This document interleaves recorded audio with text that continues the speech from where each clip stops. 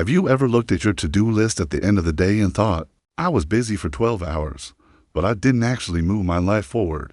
You answered every email, went to every meeting, helped everyone who asked, and still feel like you're falling behind on the things that actually matter: your health, your family, your big dreams, your peace of mind. You're not lazy. You're not bad at time management. You've just been taught the wrong game. Most of us are still playing balance, trying to spread ourselves evenly across everything. But according to Rory Vaden in Procrastinate on Purpose, balance is the fastest way to stay stuck. The people who actually get ahead, they stopped trying to balance everything and started multiplying their time instead. This isn't another wake up at 5 a.m. and hustle harder book.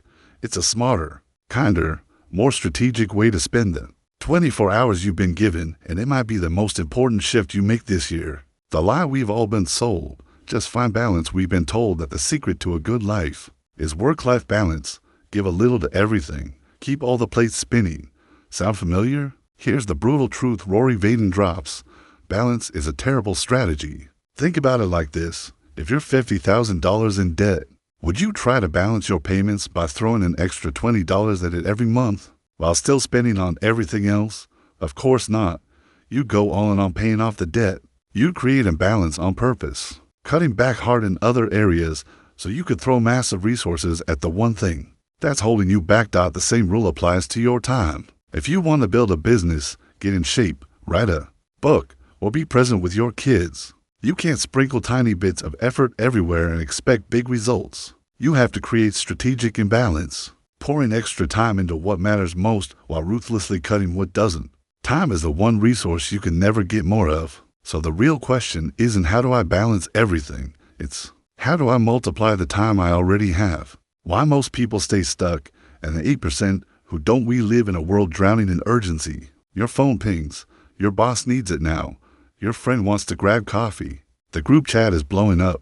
Before you know it, your entire day has been hijacked by other people's priorities. This is what Vaden calls priority dilution, constantly reacting to what's loud instead of what's important. He builds on Stephen Covey's famous time management matrix, the 4 quadrants of urgent versus important. Most of us live in quadrants 1 and 3, the urgent stuff, and completely neglect quadrant 2, where real growth happens. Important but not urgent work like exercising, building relationships, planning your future, and working on your big goals. But here's the upgrade Vaden adds. He introduces a third dimension: significance. Urgency equals how fast does this need to happen. Importance equals how much does this matter right now. Significance equals how long is this going to matter. The 8% of people who seem to get disproportionately more done aren't working harder. They're giving themselves 5 emotional permissions the rest of us don't. These permissions let them multiply their time instead of just managing it. Ready to join them? The 5 permissions of time multipliers. 1. Eliminate the permission to ignore. Every time you say yes to something, you're automatically saying no to something else. Most of us just do it unconsciously. You say yes to scrolling Instagram for 45 minutes gives you say no to 45 minutes with your kids or working on your side project. You say yes to a meeting that could have been in a mail gives you say no to deep work time. The permission, you have full permission to ignore, delete, or decline anything that isn't moving your life forward, without guilt, without long explanations, and without needing anyone's approval. What to eliminate right now? Vaden's greatest hits. Watching TV. Average person loses 9 years of life to it long. Unnecessary emails. Double-checking decisions you already made. Explaining yourself to unreasonable people. Gossip and unsolicited feedback. Over volunteering for things that drain you. Action step. Look at your calendar and to-do list. Circle 3 things you can eliminate this week. Say no with kindness but zero apology. I can't take that on right now. 2. Automate the permission to invest. There's a truth that will change how you see money.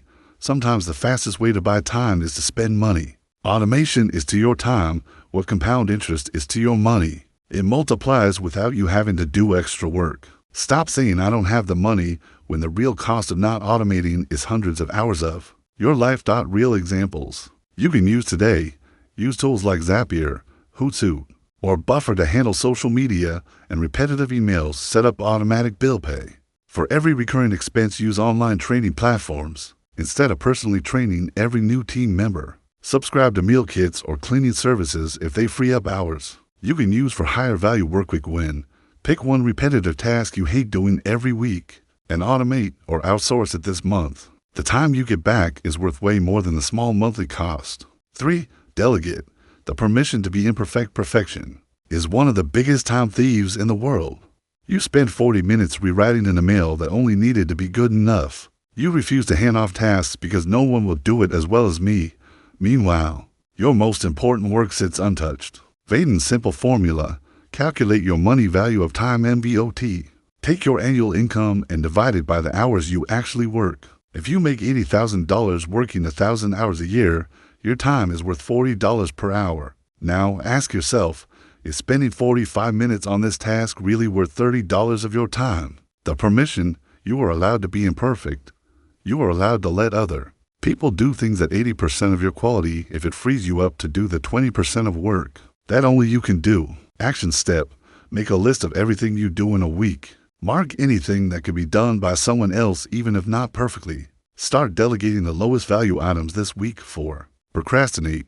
The permission to be incompetentes is the most counterintuitive and brilliant idea in the whole book. Most people think procrastinating is bad, but procrastinating on purpose is actually a superpower. Procrastinating on purpose means waiting until the right time instead of the first possible time, because acting too early often creates unnecessary work, stress, and rework when things inevitably change. Think about it. If you book a flight 3 months in advance and plans change, you lose money. If you wait until closer to the date, you often get better deals and more flexibility. The same applies to projects, decisions, and commitments. The permission. You are allowed to be incomplete. You are allowed to wait until the last responsible moment instead of rushing into things. That might change. Action step. Look at your current projects. Which ones are you doing too early just to get them off your plate? Which decisions can you actually make later with better information? 5. Concentrate. The permission to protect this is the most important permission of all. Vaden's golden rule. Until you accomplish your next most significant priority, everything else in life is a distraction. Most people wake up and immediately start reacting to other people's agendas. Multipliers wake up and ask one powerful question: is what I'm doing right now the next most significant use of my time? If the answer is no, they stop, even if it feels uncomfortable, because your highest responsibility to the people you love and even to yourself is to become the highest version of you. Action step. Every morning, write down your single most significant priority for the day. Protect the first 90 to 120 minutes of your day to work on it before you check email or let the world in. Your 7-day time multiplication challenge. Don't need to do all 5 permissions perfectly. Start with these simple moves. Day 1 to 2, eliminate 3 things from your week. Day 3, automate 1 recurring task. Day 4, delegate 1 thing you've been holding on to. Day 5, identify 1 task you can procrastinate on purpose. Day 6 to 7, protect your morning for your single most significant priority. Track how'd you feel. Most people notice they have more energy, less guilt, and actual progress on the things that matter within the first week. The life that's waiting for you. I don't need more time. You need to stop wasting the time you already have on things that don't matter in the long run. When you give yourself these 5 permissions, something powerful happens. You stop feeling overwhelmed. You stop living in reaction mode. You start building a life that actually feels like yours. The 8% who multiply time aren't superhuman. They've just stopped asking for permission from everyone else and started giving it to themselves. You can do the same. If this message hit you right in the chest, drop a comment and tell me, which of the 5 permissions do you need to give yourself most right now? I read every single reply. And if you're ready to stop managing time and start multiplying it, hit subscribe and turn on notifications. We drop practical, no fluff wisdom every week to help you build the life you actually want, the chill, intentional, high-impact way. You don't have to do everything. You just have to do the right things at the right time with the right focus. That's how you multiply your life. Go give yourself permission.